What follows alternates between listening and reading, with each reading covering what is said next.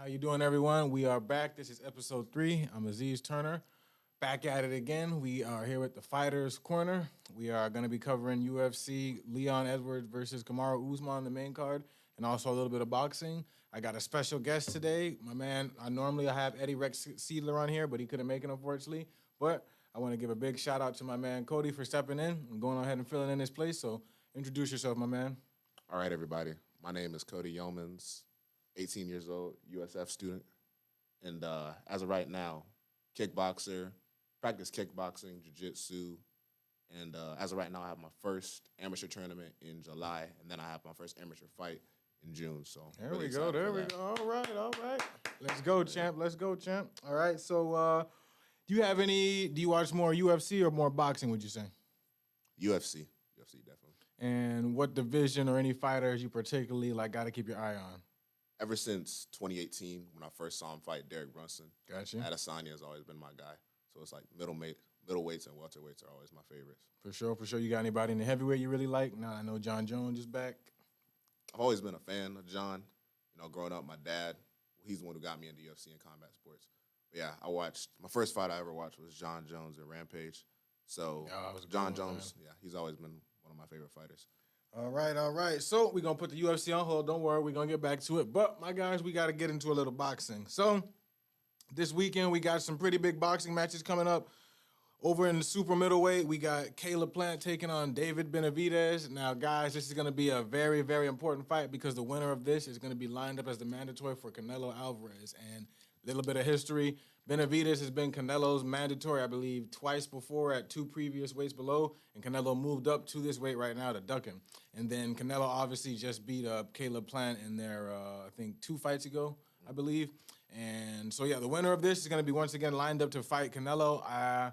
If I had to make a prediction, I love Caleb Plant ever since he had knockout of the year right after he lost to Canelo. He bounced back when he knocked out Anthony Durrell. Was a beautiful, went to the body, then went up to the upstairs, knocked him out. One knockout of the year. But David Benavidez, man, there's a reason why Mike Tyson calls him the Mexican Monster. I think he's gonna eventually, because Plant, he has the better boxing skills. Obviously, he's gonna be able to control the range with his jab, but even against Canelo, eventually Canelo was able to break through that Philly shell defense and put those punches on him. And then Benavidez is an even bigger puncher. So, who has the longer reach? Benavidez. Okay. And Benavidez is the bigger fighter, and he's the power guy. But like I said, I love Plant, but if I just being a boxing fan, I got to go with Benavidez on this one. Okay, solid prediction. All right, and then also we have Lawrence O'Keeley versus Lawrence O'Keeley versus Light. Now, Lawrence O'Keeley, this is the reason why, this is not really a well-known as fight, but the reason I feel like this is important because we got 2 guys who are undefeated. Now, this is at the cruiserweight, and the cruiserweight has, like you were saying, the cruiserweight has been kind of been looking for stars ever since Usyk kind of left and went up to heavyweight because he unified all the cruiserweight belts and became undisputed when they did that. I think it was the Super 6 tournament. But, if one of these guys, I think whoever wins this fight is going to be kind of set up as the next kind of big star at cruiserweight. So this is going to be a big one. Someone's got to go. And then lastly, we got a junior welterweight bout between Jose Ramirez and Richard Comey. Comey is one of my favorite boxers. He's from Ghana, I believe. I remember he had he fought Loma. He put up a good fight, but Loma did beat him and kind of touched him up. But every time he fights, though, he's always going to bring that A game, and I really appreciate watching him fight. But how old is he? Good point. Let me look it up real quick. When you just said, being undefeated doesn't really mean that much nowadays, in my opinion, because I feel like fighters pad their records and don't really go out of their way to find the best people. That's just my opinion. No, I would 100% agree, especially you're saying as opposed to kind of back in the day when I would 100% agree on that, yes. But he is 36 years old, so he's kind of up there. So okay. He's been around for a minute. I've been watching his fights for a while, but that is just a few boxing matches to get in. So on episode 4, we will have the outcome and results of that. But now let's get over to the main thing. We got UFC 286, Edwards versus Leon, first fight. Marvin Vettori versus Roman. I don't know. I might be saying this wrong, guys, but Roman Dolidze. Now, This fight, I was watching this one, this first main card. This was the first fight I came in, I got in time to watch. They both started this fight with a lot of energy. I know Vittori has kind of become more of a veteran now that he's been around. He's been seasoned. He fought Adesanya. He's fought Costa. This Roman guy is kind of on the hype train, and he's been kind of told this guy with a lot of power. He's going to put a lot of pressure on you, and that's how the first round kind of went. He put a lot of pressure on Vittori, and Vittori for a bit. This is why also I kind of appreciate his maturity, because for a while, for a couple of, like that first round, he kind of just tried to fight fire with fire, like a young Vittori, just try and outpunch the puncher. But Stand and bang. you know what I'm saying? Exactly. And then, but also at the same time, this other guy kind of, just to say how, to back your point up, how a lot of guys, they kind of fight, there's certain levels to everything. Like, the guys you fight when you were unranked guys that you're knocking out with one hit, the guys who are ranked are not going to go down like that. And I feel like Roman, that was a good fight to see this, because like the Roman, a lot of people he hit, they were just done like that. But Vittori took his best shot and just looked at him. And, once you fight in real elite guys, that's what is going to happen. So after that, Vittori just sort of started easing and settling down and sort of timing him, using controlling range. And, yeah, Roman, all he really had was that overhand right, and Vittori just sort of picked him apart. Right. So do you got anything to speak on Vittori as far as his maturation throughout his last couple of fights? I don't know if you saw his fight against Adesanya. I feel like when he was a lot younger, he just would sort of let his emotions kind of get to him and kind of let them take him out of his fighting style. I would agree with your assessment. I don't really have too much to add. Gotcha. Right, and so the winner of that fight was Vittori. He won a unanimous decision. To be honest, he just sort of landed, like after he sort of let the other guy sort of punch himself out, he just really sort of landed in more of a bigger volume. So that's kudos to Vittori. And I don't know who they have him lined up next, but I can't wait to see him back in the ring. All right, next big one we had going to is Justin Gaethje. I know you know Gaethje versus Rafael Fiziev. Now Gaethje came into this, he's kind of started. I think he's been in talks like he wants to make kind of one more title run.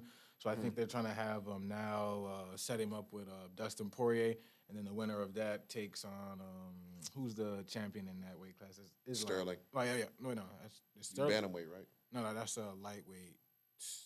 Gaethje's lightweight. Yeah, it's lightweight. Oh, the lightweight champ. Who's the lightweight champ? It was because it was Oliveira, and then they both what's his name? Islam. Yeah, Islam. Yeah, Islam is is. Volk. But you heard what he said though, right?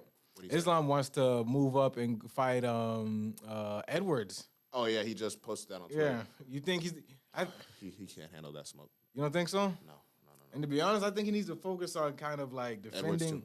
Edwards has sneaky grappling, and he's a better like a light years ahead of him as far as striking. You saw what he did to Usman. Exactly. I don't think Islam has a chance. Yes, if Edwards can survive Usman's grappling, Islam, Yeah. But back to the Gaethje versus Fiziev. So Rafael Fiziev was a hype train. This was a kickboxer coming in. The guy was able to put he had great hands. I'm not gonna lie, this guy's speed was crazy, man. Like he was just throwing, like it looked like a blur. So the first round, he put a lot of pressure on Gaethje, and it looked like Gaethje was gonna falter a bit, but that's why I love Trevor Whitman. In this, like I feel like in that after the first round, they kind of switched out on the game plan, because Gaethje will stand and bang with you no matter, like that's what he does. But this was a fight because that guy was so much quicker and explosive. He had to sort of control range and kind of not necessarily just waste his power. So I really did that in the second fight. He started to time him and use range control, and Fiziev just started just walking into blows. And if you look at their faces by like the third round, like Justin Gaethje's face looked straight, and the other guy's face was like all bruised up. And I'm not gonna lie, it was really kind of an example of just like the veteran savvy of Gaethje just being able to make adjustments like that quick. Because that first round he lost. He lost that first round. Right. 'Cause that guy put up a whole lot of pressure. But in the second round he was able to control, and then even there's like a point in the third where Rafael landed like a mean, I think it was like a right hand, and Justin just took it. Justin, like he might have the best chin in the division. And what's his background in wrestling? I think so. Okay. I believe so. Don't quote me on that, but that's the thing. He's with one of the best like striking coaches out there, Trevor Whitman. So that he coaches Kamaru Usman as well. You know what I'm saying? And I know she just lost, but not just lost recently.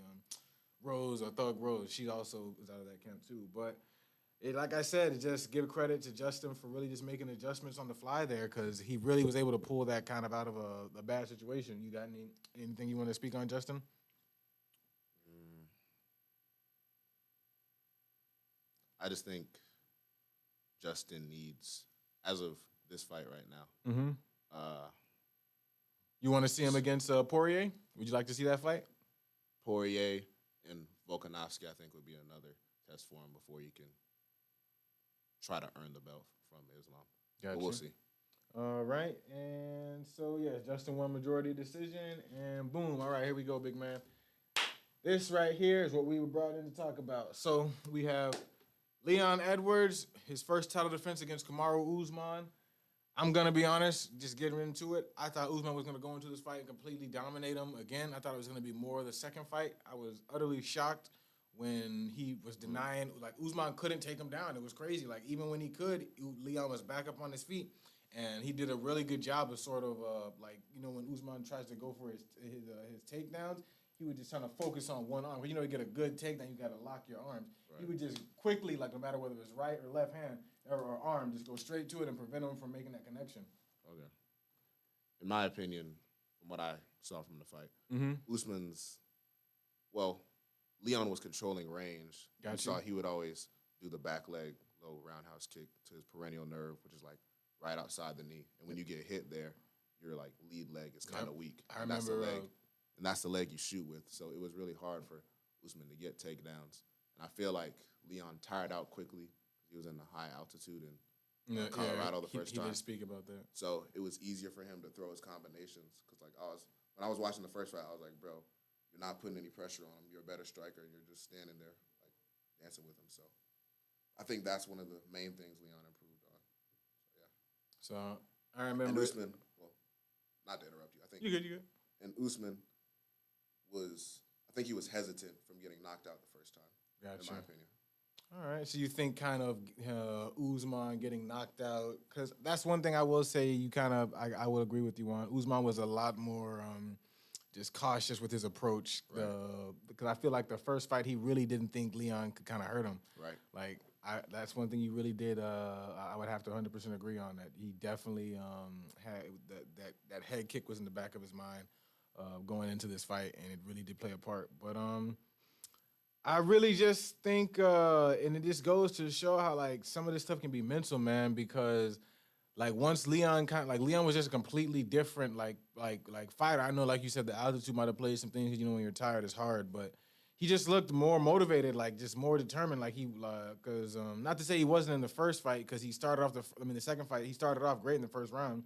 But once Usman started putting that pressure on him, he really started getting dejected. I mean, you heard his coach. His coach was like, "Come on, Leon, stop feeling sorry for yourself." Yeah, exactly. Yeah. And like you see, he didn't have to do any of that this fight. Now, albeit he was in front of thousands of his home fans and all that, so I feel like that was also a big part.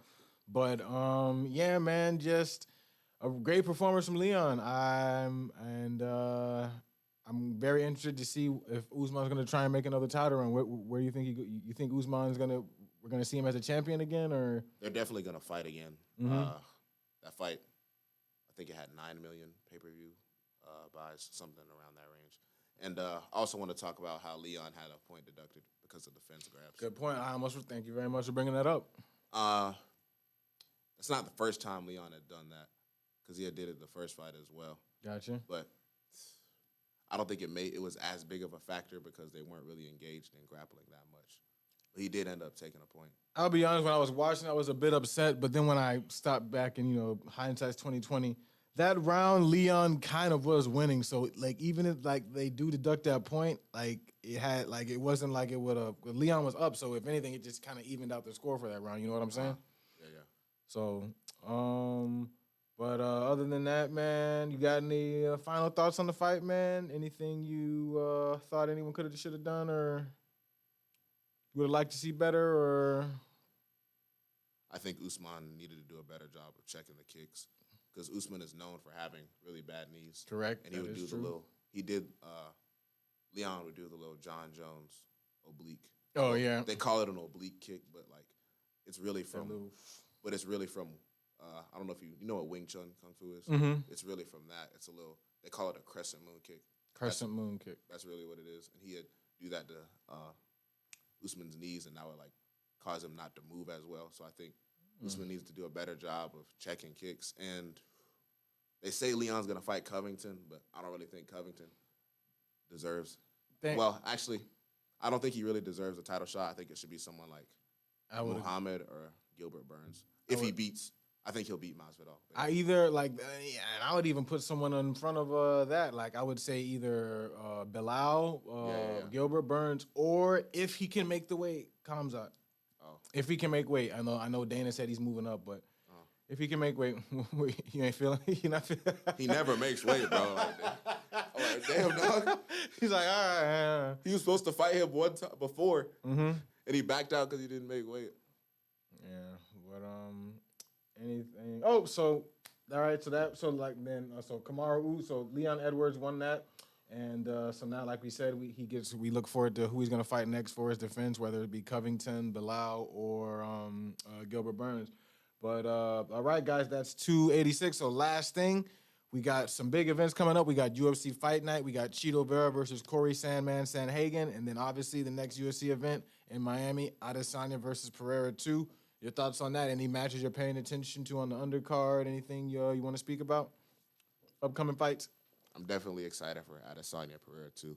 I was looking on TikTok and I had seen Adesanya doing a lot of strength training, incorporating that. I think he's doing that because Pereira is like he walks around at around 225. Yeah, that's he's another one that. Yeah. Like, how long is he going to be at that weight? You know what I'm saying? I don't really like that because that's kind of cheating in my eyes. Yeah, and that's one thing I've noticed. Sorry to cut you off, but with my other friend, because we sometimes get into arguments about because he's like, boxing has too many weight divisions, and I would say the reason why they have that is because in UFC, and this is one thing he put me on.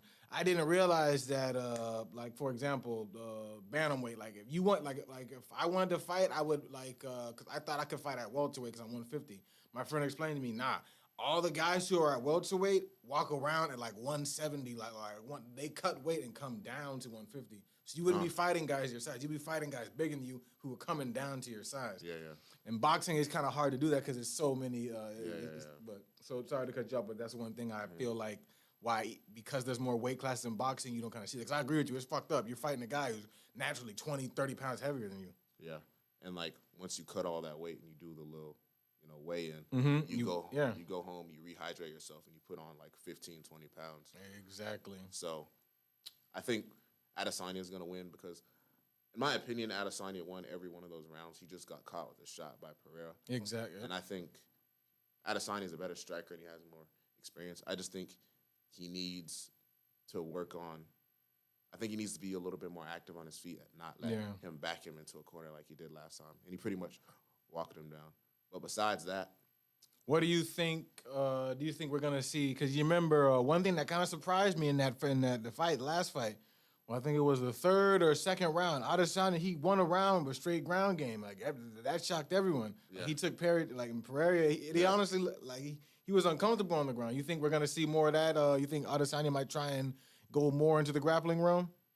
Yes, I think he'll do it. Probably. I think he'll do it either to drain out Pereira's energy so he won't have as much power in his punches, or he'll just do it to kill time off the clock. Gotcha. And also, it's one last thing, because me and my boy Eddie, we always get into this. You think that first fight was early stoppage, man? I think it was early stoppage. I'm sorry. Yes. Because you see, and the only argument I use is, come on, man. I've seen some UFC fights where, the guy is damn near unconscious and the guy is just throwing for example, remember when Ngannou fought Overeem? Remember when he sent him back and Overeem is already unconscious, going to the ground, and the ref is looking at Ngannou, and Ngannou still gets a good 3, just wham, wham. I guess they were preventing that from happening. But that's you can't do it for you see what I'm saying though? You can't do it for some fights and then he wasn't Adesanya was still standing up and moving though. You know what I'm saying? Yeah. He just hit him with 2 good shots. I would have let it keep going. And his hands were still up. His head was just moving. You know what I'm saying? Yeah. But hey, then again, as a ref, you got to protect people. So hey, all right, guys, we pretty much did it. That's UFC 286, Usman versus Edwards. Like I said, we will be back we got Caleb Plant versus Benavidez, O'Keefe versus Light, Ramirez Comey, and then we will also be going over UFC Fight Night. Like I said, Cheeto Vera versus Corey Sandman Sanhagen. That's going to be a showdown. And then Miami man Pereira versus Adesanya 2. Also on that card, I know Kevin Holland is fighting. We got Gilbert Burns, Jorge Masvidal repping the hometown. So we got way more stuff headed for you guys. All right. I want to appreciate my man Cody. Oh, I put the camera back to me. Sorry. I want to appreciate my man Cody for stepping in. Anytime. And get your full, what's your ad on Instagram, anything? All right, Cody Youmans at cmoney.24 on right. Instagram. Go follow my man on Instagram. And also, one more time, shout out your, when are you having your fights again? I have a fight June 24th, amateur. I believe it's in Clearwater. And then I have one sometime in July in Orlando. All right. If you guys are in those areas, go check out my man Cody's fights. All right, everybody. Like I always say, let's go champ. Take care.